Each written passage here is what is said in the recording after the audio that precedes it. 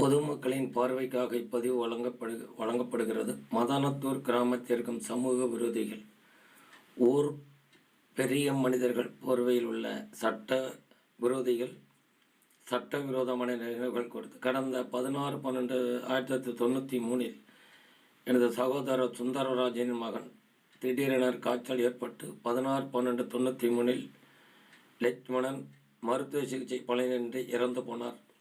செய்தி கிடைக்கப் பெற்றதும் வெளியூரில் இருந்த நானும் மற்ற உறவினர்களும் வந்து கொண்டு இருந்தோம்.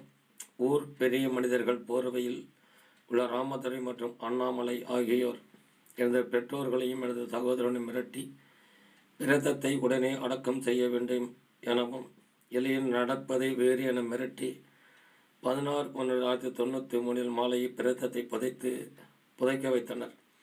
நானும் மற்ற உறவினர்களும் வந்து லட்சுமணின் பூத உடலை பார்க்க முடியாமல் ஏமாந்து போனோம். அப்போது இருந்த சூழ்நிலையில் சமூக விரோதிகள் ராமதுரை மற்றும் அண்ணாமலை மீது எந்த நடவடிக்கையும் எடுக்க இயலவில்லை. கடந்த 18/9/2020 இது சம்பந்தமாக மாவட்ட ஆட்சியர் அவர்களுக்கும் மாவட்ட கண்காணிப்பு காவல்துறை அதிகாரியும் புகார் மனு அளித்தேன். நடவடிக்கை இல்லாததால் சென்னை உயர்நீதிமன்றத்தில் வழக்கு தாக்கல் செய்தேன். வழக்கு எண் WP நம்பர் 28/317/2021 ஆகும். மேற்படி வழக்கு 5/10/2023 விசாரணையில் மாண்புமிகு நீதிபதிகள் பிரைவேட் கம்ப்ளைண்ட் கொடுக்கும்படி ஆணையிட்டனர். ஆணையின் நகலும் அபிடவிட் நகலும் மற்ற ஆவணங்களும் தகவலுக்காக இத்துடன் இணைத்துள்ளேன். இவைகளை டிஸ்கிரிப்ஷனில் செய்து பார்த்து கொள்ளலாம். மேற்படி சமூக விரோதிகள் மீது உரிய சட்ட நடவடிக்கை எடுக்கப்படும்.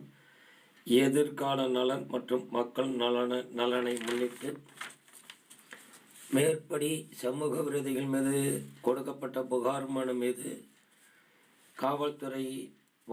காவல்துறையிடம் வாக்குமூலம் கொடுக்கப்பட்ட நகலும் காவல்துறை எடுத்த நடவடிக்கையின் பதிலும் தகவல் உரிமைச்சர் மனு மூலம் கேட்டேன்.